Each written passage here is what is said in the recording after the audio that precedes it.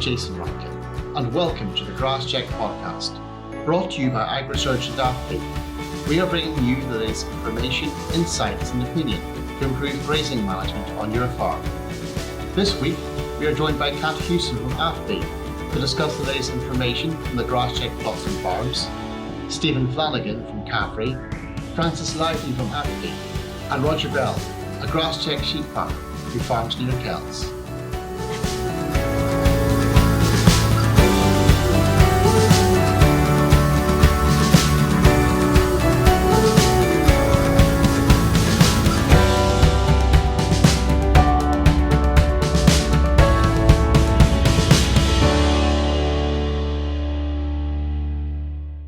Kat, thank you for joining us.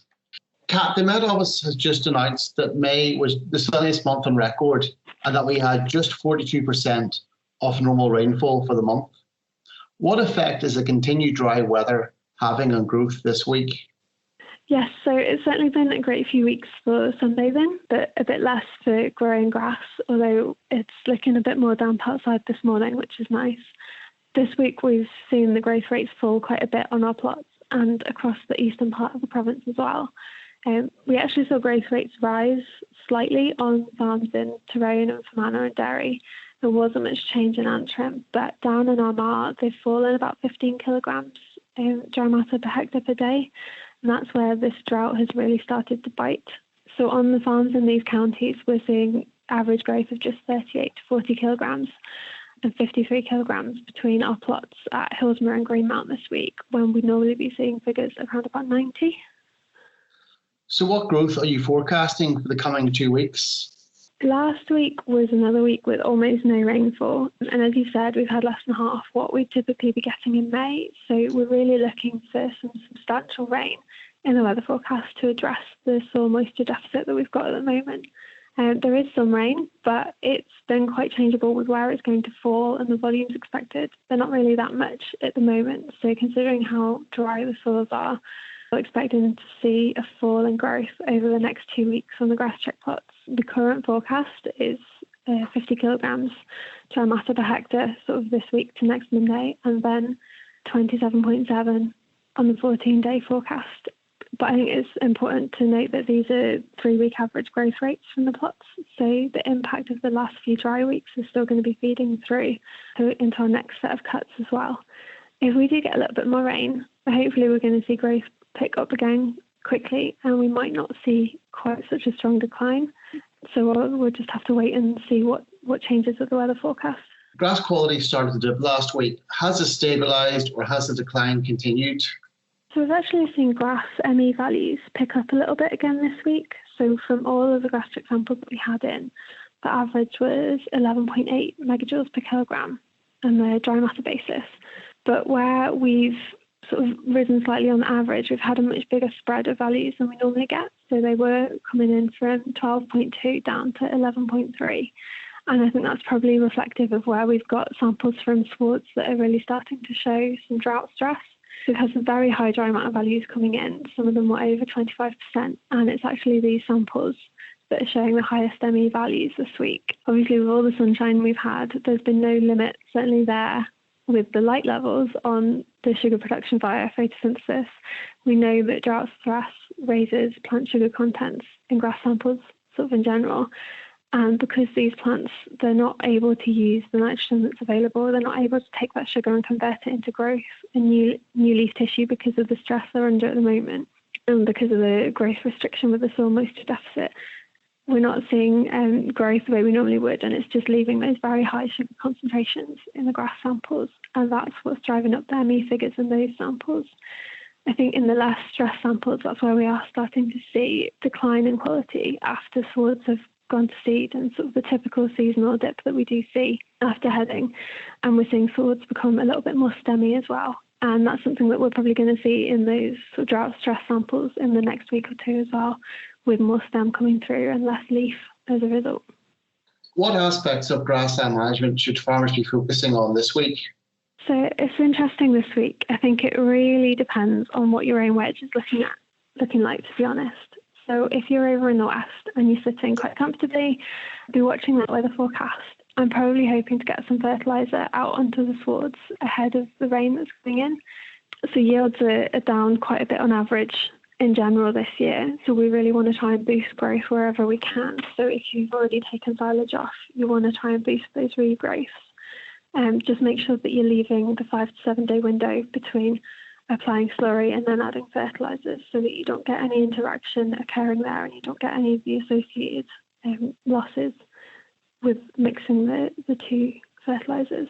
There might be something to watch in the east as well, as we are getting rain coming in, but I'd be quite wary of getting out too soon with a spreader in sort of Down and Armagh and on any of the drier farms, because with the soil so dry, we're going to need to have several millimetres of rain before I think you're going to see any particular benefit of adding that fertiliser. So there's probably still going to be nitrogen sat in the soil that hasn't been utilised from sort of the last time it was applied. And really, we want to see that rainfall coming in and soil conditions improve a bit before you get out of the spreader.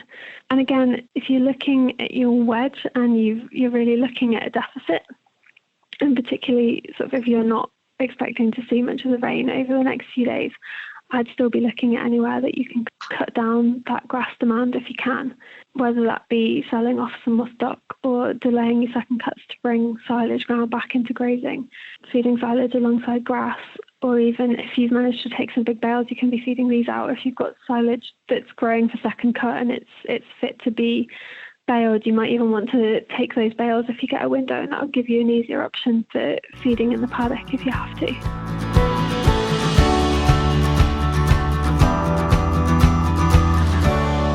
I'm joined now by Stephen Flanagan from CAFRE, Francis Lively from AFBI and Roger Bell, a GrassCheck sheep farmer from Kells.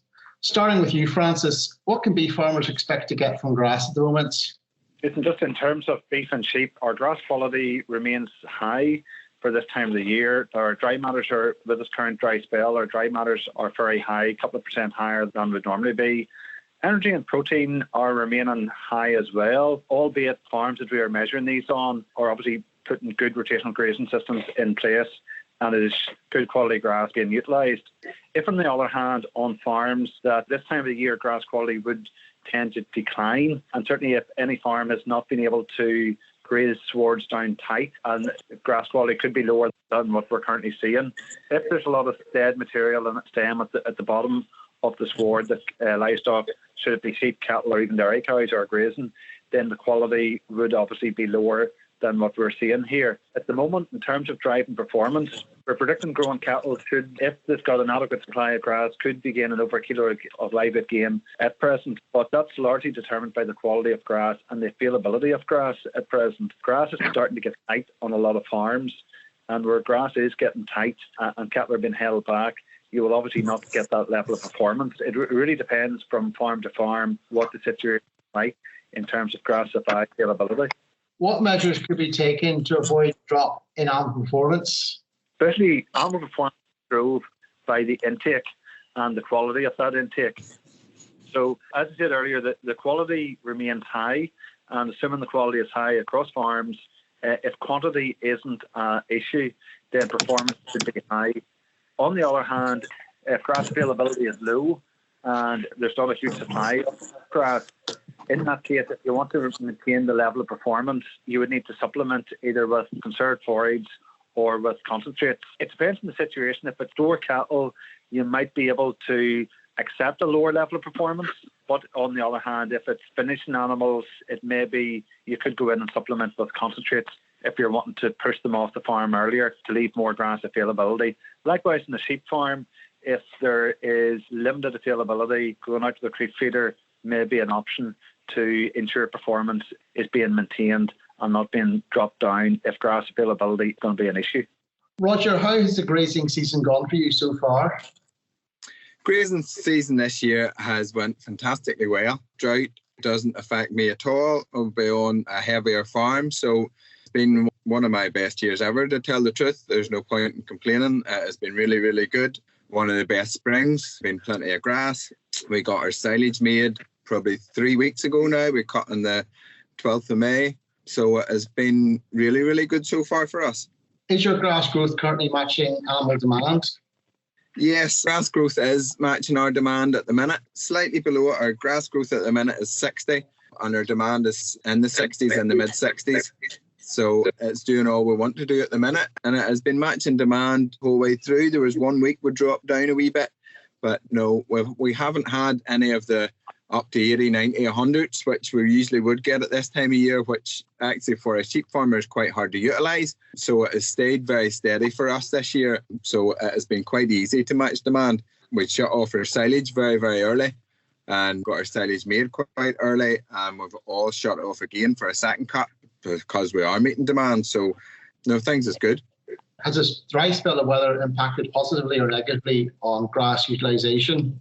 It was really positive for us because we were able to utilise grass really well. With us being on a heavier farm, that would be one of our troubles. We can grow grass and utilisation would be the problem.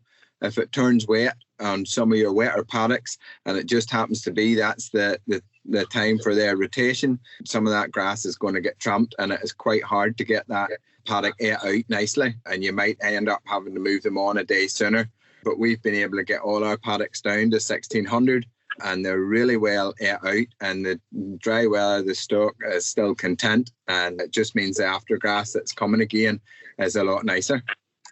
Stephen, how has the dry spell of weather affected farms in your advisory area? Yes, Jason, to be fair, it's been quite variable. I'd echo just what Roger was saying. As far as I can see, we don't have a drought here yet. Now, it is dry on some farms, but definitely not a drought. And we even had a fair bit of rain last night, which will help a great deal. But even going back to the back end of last year, those guys that closed off in October, November time didn't graze and then put the sheep and lambs out in April time. They have grass and they motored on.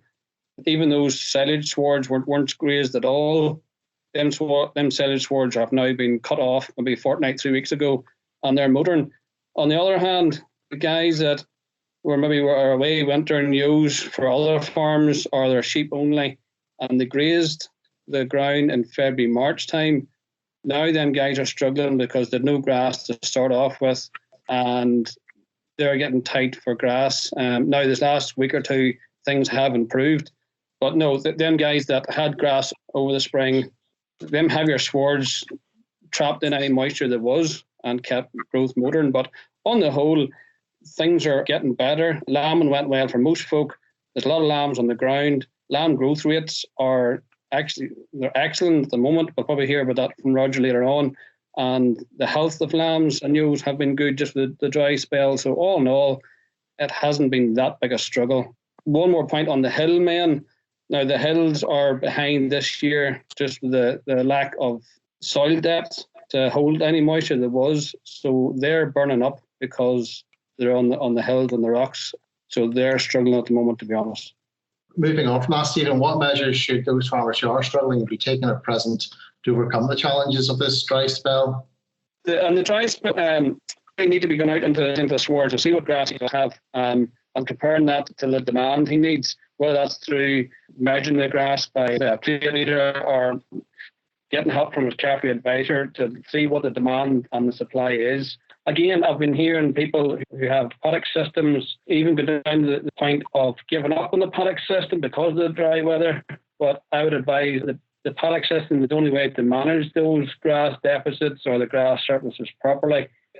Again, if things are getting really dry and grass growth is starting to drop back substantially, they could try to lengthen the rotation by bringing more paddocks into the system, whether that could be silage ground that maybe earmarked for cutting off first cut or second cut silage, bringing that into the rotation, grazing the headlands to give you a few more days extra there. Another point would be, and sometimes we do forget this in the dry weather, make sure all the drinkers are actually working and there's fresh, clean water for them. Even 1 day's lack of water, the stock will get restless, so make sure that the water supply is good. Roger, how are your lambs performing at present? Lambs are doing really well at present. We have the sheep split into 2 batches and we're rotationally grazing them. So there's about 250 ewes and their lambs in each batch. One of the batches is doing 370 grams per day and the other batch is doing 360 grams per day. The second batch, there's probably more ewe lambs in that batch and my ewe lambs are rearing their twins. So that's probably why they are slightly behind, but that would be good for me now. Anything over 300 grams, I would be quite happy with. That'll probably drop now, probably a gradual decline on that from now to weaning, but I would like to think it wouldn't drop below 300. Hopefully after weaning then it would maybe jump up a wee bit, but that's where we are at the minute. Looking forward, what will be the next key actions you'll be taking as regards grassland management over the next week or two? Well, we've actually 2 fields out for reseeding at the minute. We have actually one of them cultivated. It's actually lying, and we're going to try the steel seedbed system with it. So it's just sprayed off again, and we'll be sowing it hopefully shortly when the rain comes. And we have another field out as well. So we've 2 fields for reseeding, and second cut silage is fairly motoring on there at the minute. It'll be due in a few more weeks' time. So that's probably what's on the go at the minute. Stephen, what are your thoughts on spreading fertiliser at the present time? Yeah, it's always a great debate when the dry weather comes, whether to sow fertiliser or not. Some of the guys have maybe sowed 10 days, a fortnight ago, and they're still seeing the fertiliser on the ground, and they're asking the question, have I wasted my time? If it's normal chalk fertiliser, it'll be fine. It might, but once the moisture comes, it'll go into the soil and the plant will take it up. Urea will be different. Now, the urea, you'll probably lose most of it to the atmosphere, but it depends on what they're generally sowing per rotation or per month. Some guys are doing it like a bag to the acre. I would advise cutting that back to about half in the dry spell. The plant still needs nitrate to keep it healthy. Under a time of stress, the plant needs nitrate. Stop it from going into seed head, trying to keep that vegetative state as long as we can. The plant still needs nitrate for that. Cut it down to about half. Francis, how would a drop in grass quality impact on silage quality for use? As Stephen has already alluded, this time of the year, the grass plant starts to become reproductive. So it's a lot more stems starting to come up. The dry weather will actually push that on even harder. Certainly from mid-May onwards, we see the digestibility value drop by about 5 units per week. That will obviously have a knock-on effect on silage quality for feeding to the sheep over the winter time. So anyone that hasn't cut at this stage, depending on for ewes, particularly twin burn ewes, you want to get as high quality silage in there as possible. If you're cutting grass that there's a lot of seed head in, a lot of fibre material in, or that's going to have a negative effect on the quality of the forage. It's really going to mean that if you're a lot of that seed head and a lot of fibre in it, well, first thing first, you're going to have to get your silage analysed. Once you do make the silage, analyse your silage pre-feeding the sheep and actually work out how much concentrates. But certainly, if you haven't first cut already made, you're probably looking at having to supplement with more concentrates to meet the nutrition requirements of the ewe pre-lambing. Roger, given the current price volatility and uncertainty, many farmers will be looking to get more out of grass this year. What practical recommendations would you give farmers to help them get the most from grass? Well, I think we just need to be careful and utilise the grass from now on. So if we do get a wee bit of spell of weather now and there is a wee another burst of grass growth, that we utilise that really well. Close off any spare paddocks that's getting ahead, get them peeled off, get the reserves built up for the winter time. But also with cutting them paddocks off and getting them peeled, utilising that after grass really well, we'll have to now start thinking about weaning our lambs and getting high quality grass for them weaned lambs to keep them motoring on. So that's really what we need to be concentrating on now. Don't get complacent if grass growth does come now, and just try and stay utilising it really well and make use of that grass when it does grow. That's it for this episode of the GrassCheck podcast. And my thanks to Kat Huson and Francis Lively from AFBI, Stephen Flanagan from CAFRE, and Roger Bell for joining us. Don't forget to rate, review and subscribe to this podcast. You can listen on Apple and Google Podcasts as well as Spotify. For more information, you can go to the GrassCheck website, www.agrisearch.org/GrassCheck, and the GrassCheck social media channels. I'm Jason Rankin, and join us the next time for the GrassCheck podcast. Until then, stay safe.